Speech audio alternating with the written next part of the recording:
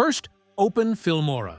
To start a new project, click on New Project. Now go to the Media tab and click Import to bring in your video clips, music, and any images you want to use. Now, drag your video clip onto the timeline. To cut, place the playhead where you want to split and click the scissors icon.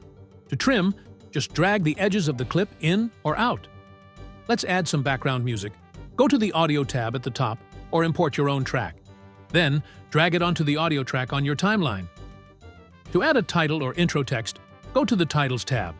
Pick a style you like and drag it above your video track. Double-click it to edit the text, font, and animation. Want smooth scene changes?